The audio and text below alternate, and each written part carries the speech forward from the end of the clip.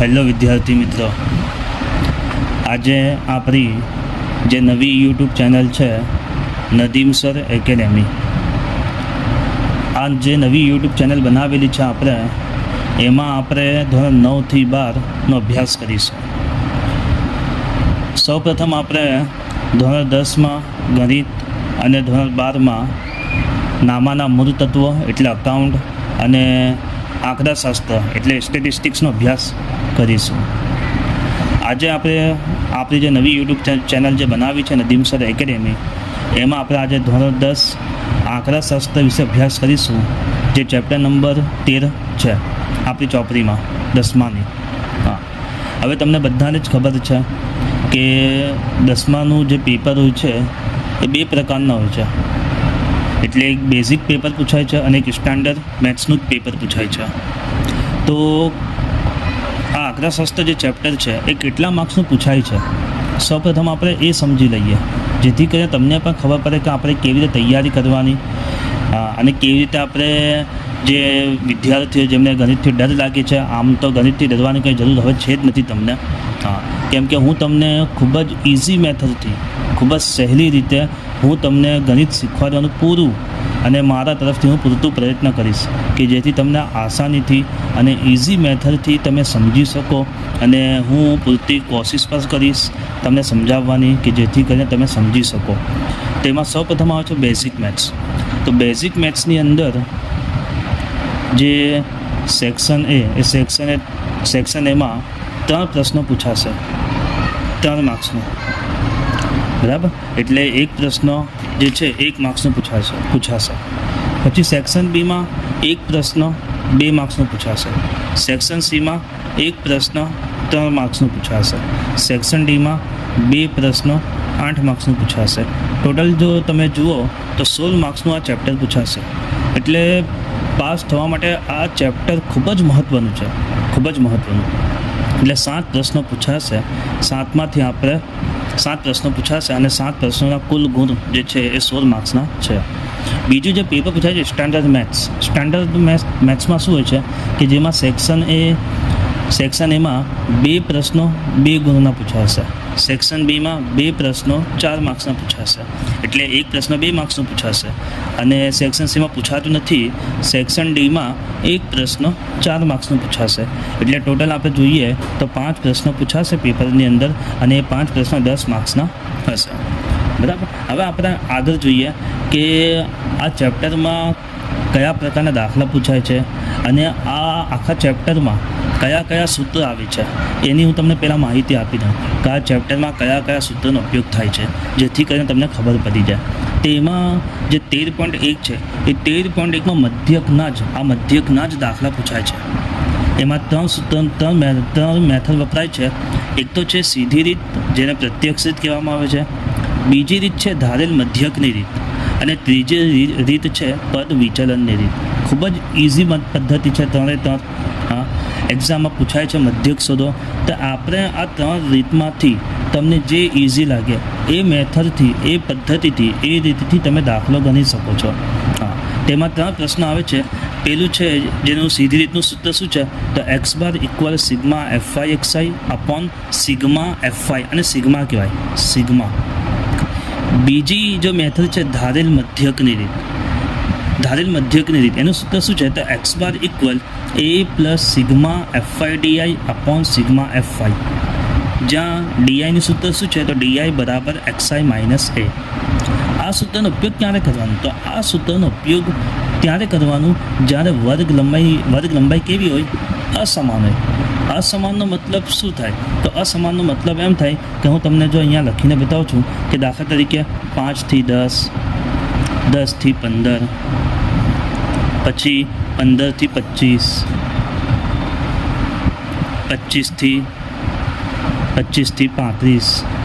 તો તમે જોશો તો વર્ગ લંબાઈ કેવી છે. તો જો અહીંયા જો તમે ડિફરન્ટ દેખાશે કે 10માંથી 5 જાય તો 5, 15માંથી 10 જાય તો 5, 25માંથી 15 જાય તો 10. તો વર્ગ લંબાઈ સમાન થતી નથી. અહીંયા સમાન થાય છે, પરંતુ અહીંયા જો આપણે જોઈએ છે તો વર્ગ લંબાઈ કેવી છે, અસમાન છે. એટલે આપણે શું કરીશું કે ત્યાં આપણે ધારેલ મધ્યકની રીતથી સૂત્રનો ઉપયોગ કરીશું. તો આપણે જો વર્ગ લંબાઈ સમાન જોવાની હશે ને, તો આપણે ઊભી રીતે જોઈશું. આ ધ્યાન રાખજો. એટલે આ તમને આગળ ખબર પડશે કે કેમ ઊભી રીતે આપણે જોઈએ છીએ. એટલે હું તમને કહું છું કે આપણે જો વર્ગ લંબાઈ જોવી હોય કે વર્ગ લંબાઈનો તફાવત કેવો છે, સરખો છે અથવા સરખો નથી, તો એ માટે તમારે શું કરવાનું, આ ઊભી રીતે જોવાનું. એ તમને આગળ ખબર પડશે કે હું તમને કેમ ઊભી રીતે કહું છું. ઓકે, એ તમને આગળ બતાવીશ તમને. ત્રીજી જે રીત છે પદ વિચલનની રીત. તો પદ વિચલનની રીતનું સૂત્ર શું છે, તો x bar equal a plus sigma FI UI upon sigma FI ગુણ્યા એચ, જ્યાં યુઆઈ બરાબર xi minus a upon H. આ છે તો આ મધ્યકના 3 સૂત્ર તમારે યાદ કરવાના છે, જે પાક્કા કરી લેજો. સૂત્ર યાદ હશે તો જ તમને દાખલો આવડશે. હા, એટલે તમે મહેરબાની કરીને 5 વખત લખીને સૂત્ર યાદ કરી લેજો. હા, બીજી જે 13.2 હોય છે, તો 13.2ની અંદર બધા જ દાખલા બહુલકના પૂછાય છે. 13.2ની અંદર બધા જ દાખલા બહુલકના પૂછાય છે. એનું એક જ સૂત્ર છે જે તમે યાદ રાખજો, z equal l plus f1 minus f0 છેદમાં 2f1 minus f0 minus f2 ગુણ્યા h. આ 13.2માં આ સૂત્રને લગતા જ બધા જ દાખલા પૂછાય છે અને ખૂબ જ ઇઝી છે, ખૂબ જ ઇઝી. ત્રીજું જે છે એટલે 13.3માં મધ્યસ્થના બધા જ દાખલા જે છે એ મધ્યસ્થના પૂછાય છે. ઓકે, તો મધ્યસ્થમાં જો વર્ગીકૃત માહિતીનો મધ્યસ્થ. હવે વર્ગીકૃત કોને કહેવાય કે જે હમણાં તમને બધા આને કહેવાય વર્ગીકૃત માહિતી. આ વર્ગીકૃત એટલે વર્ગ આપેલા છે તમને 5 થી 10, 10 થી 15, 15 થી 25, આ વર્ગીકૃત તમને આપેલા છે. ઓકે, તો વર્ગીકૃત આપેલા છે તો એમાં જો એક જ સૂત્રનો ઉપયોગ થાય છે, m equal l plus n/2 minus cf છેદમાં f ગુણ્યા h. એટલે એક જ સૂત્ર યાદ કરવાનું છે. વર્ગીકૃત માહિતી આપેલ હોય ત્યારે આ સૂત્રનો ઉપયોગ કરવાનો. તો 13.3માં આના સૂત્ર પૂછાય છે. પછી બીજા જે મધ્યસ્થના 2 સૂત્રો છે, અવર્ગીકૃત માહિતીનો મધ્યસ્થ. એટલે તમને વર્ગીકૃત આપેલ ન હોય, જ્યારે માહિતી વર્ગમાં આપેલ ન હોય એટલે અવર્ગીકૃત માહિતી આપેલી હોય. અવર્ગીકૃત એટલે શું કે દાખલા તરીકે તમને ખાલી ફક્ત અવલોકન આપેલા હોય. અવલોકન એટલે જો તમને અહીંયા લખીને બતાવું છું કે 5, 4, 10, 12,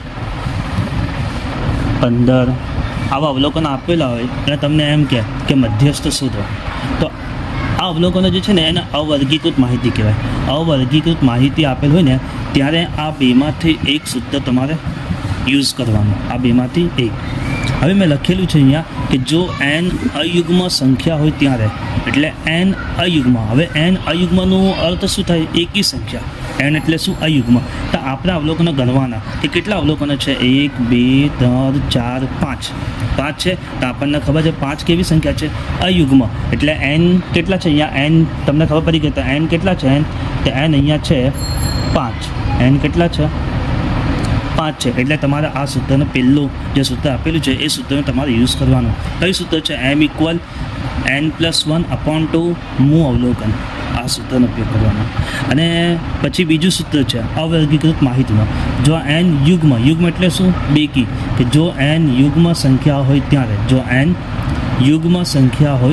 ત્યારે હવે n યુગ્મ, તો યુગ્મનો અર્થ શું થાય, બેકી સંખ્યા. એટલે બેકી સંખ્યા દાખલા તરીકે તમને આવું આપેલું હોય 4, 6, 8, 10.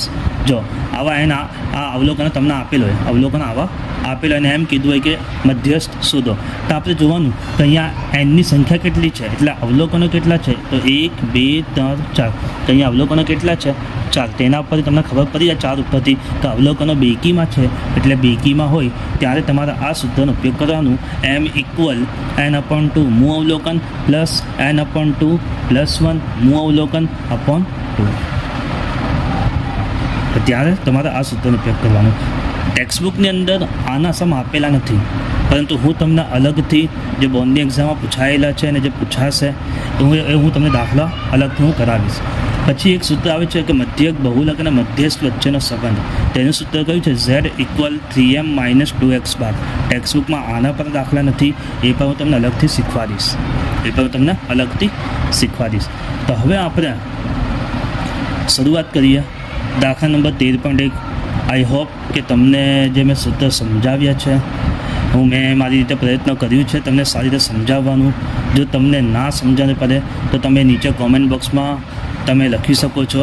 અને જો તમને ખબર પડી હોય તો હું તમને એક રિક્વેસ્ટ કરું છું કે તમે આપણી ચેનલને સબસ્ક્રાઈબ કરો, લાઈક કરો અને તમારી સાથે જે વિદ્યાર્થીઓ જો ભણે છે તેમને પણ આ વિડીયોનો ફાયદો થાય, જેથી કરીને તેમને તે પણ ગણિત વિશે સમજી શકે અને તેમના માટે પણ મારી આ વિડીયો, આપણી આ વિડીયો તેમને પણ મહત્ત્વપૂર્ણ થાય, યુઝફુલ થાય.